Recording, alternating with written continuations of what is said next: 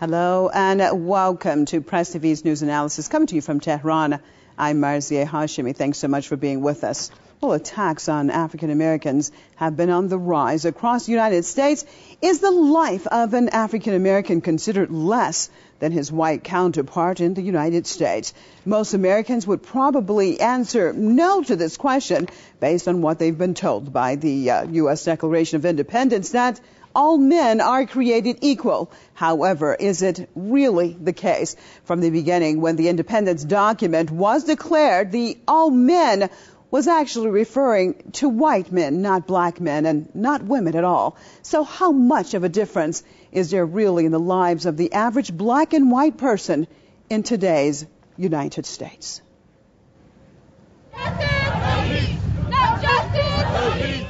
Anger is growing in the U.S. over the recent killing of African Americans, mostly by police.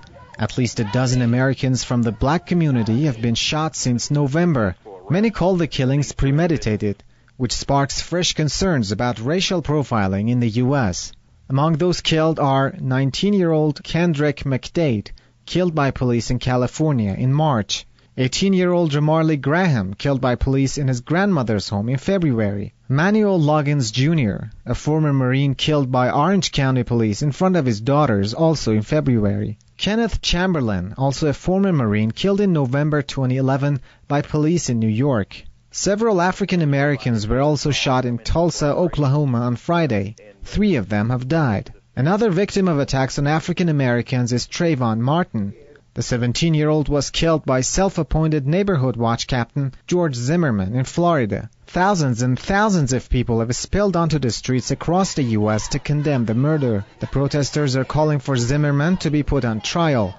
The U.S. judicial system's lack of will to decisively deal with the murder of black Americans and the police involvement in most of these killings have cast serious doubts on the country's claims that it is one of the world's biggest advocates of human rights.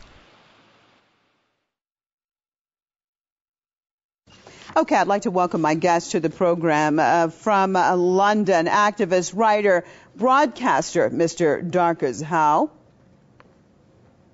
From Philadelphia, political analyst and writer, Mr. Len Then.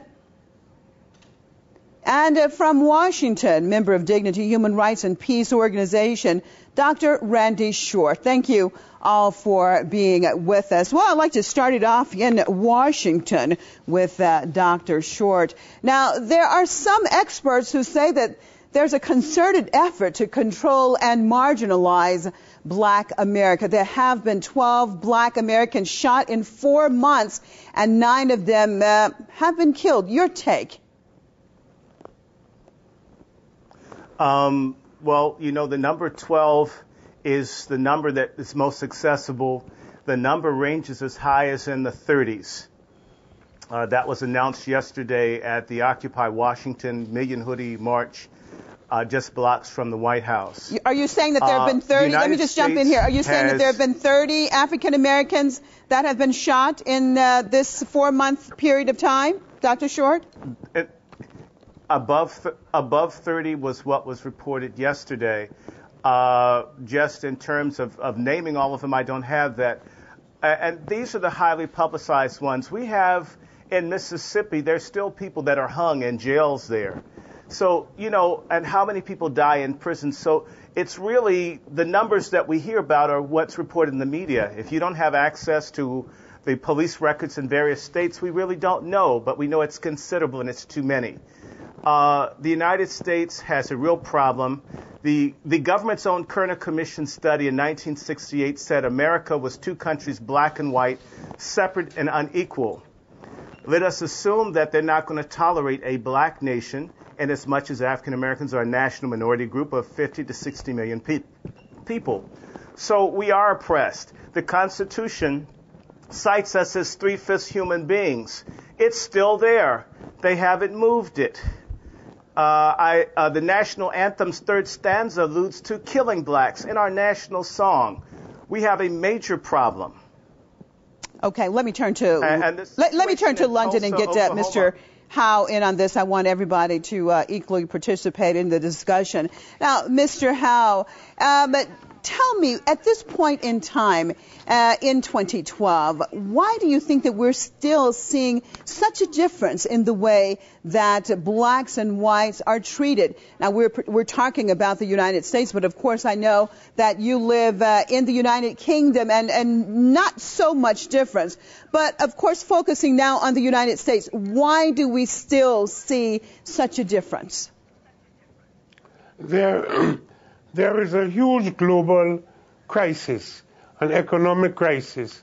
An economic crisis breeds social crises. There's a competition for little smacks of food that's going, competition for jobs that are going. And to get the leap upon us, they focus that we are black and we are worth nothing, we should be centers.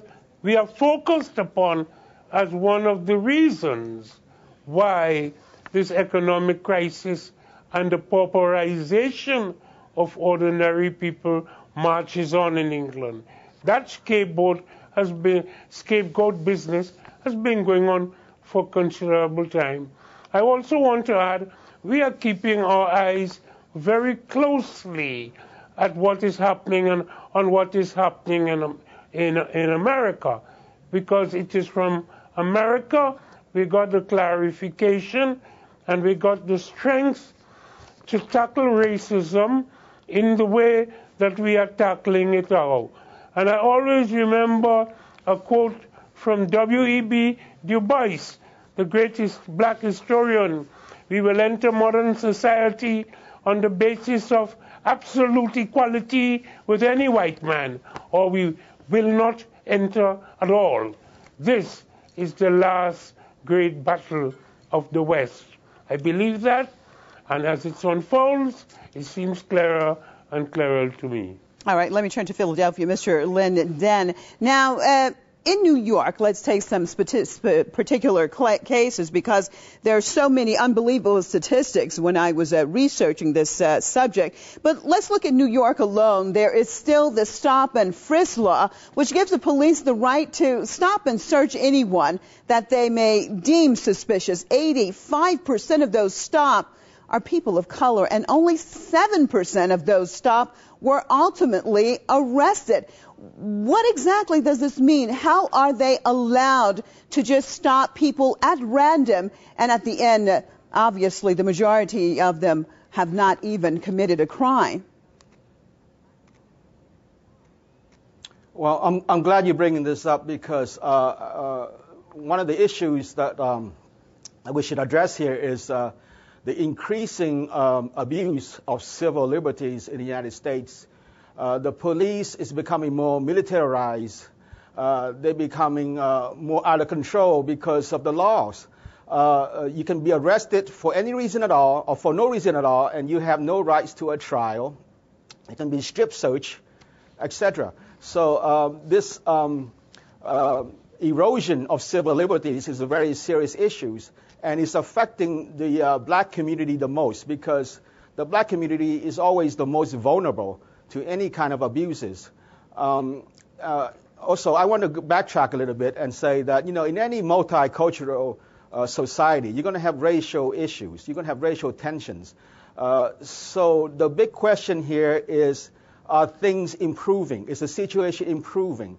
And paradoxically, with the election of Obama, things have actually gotten worse, because many people are using the Obama presidency to become even more racist, because they think that he's a black president, when in fact he's not a black president at all. And to people who defend him, they also defending him because he happens to be a black man. But Obama is not a black president. He does nothing for the black community. In fact, he does nothing for poor people. In fact, he does nothing for anybody. He does nothing for the American people. So it is sad that the first black president that we have is exacerbating the racial tension in this country. Okay, Dr. Short, looking at some more of the statistics, The United States, of course, have the most prisoners incarcerated than anywhere else in the world. Over 2 million people are locked up, with 1 million of them being African American. 1 in every 10 black males will go to prison. Tell me your take on that. Perhaps there are some that are looking at this and saying that black Americans are committing more crimes. What would you say about those statistics? Well, African Americans are targeted. You can't afford legal representation, so if you are charges are brought against you, the whole legal system is a fraud. People are encouraged to plead. So the whole thing now is just cop a plea. If you get arrested, you can't afford a lawyer. If you go up against them, they'll give you more time. So it makes more sense to say, yes, I did it. So you get a year instead of 20 years. So in reality, we have a system that seeks out to imprison us. The war on drugs, which was created right around the end of the civil rights movement to erode the progress that blacks made by flooding drugs into the country and then passing stringent laws against drugs that target blacks. In addition to that, if you don't have legal defense, even if you're innocent of these things, you go to jail. On top of that, the fastest growing industries in this country, including companies like Microsoft, are related to black prisoners making products for multinational Fortune 500 companies. So it's really new slavery. This so-called country that's free, that promotes freedom and democracy abroad with a multiracial president, it's experiencing booms in slavery where people are incarcerated. And this is deliberate, as well as removing black men from the workforce. It's a way to disturb our entrance into the workforce so more whites and others can work, as well as the fact that there's been an issue where people want to destroy us as a population. There's a film called Myafa 21 that you can look. It's called Black Holocaust on YouTube. People should look it up. There is a systematic effort to destroy the black family and to destroy our community. And they're aware of it, and we need to be honest about it. So if you remove these men from their homes and from their communities, the communities suffer. So they're making a vicious cycle in which people can't escape, calling us the criminals while violating every international standard of human rights.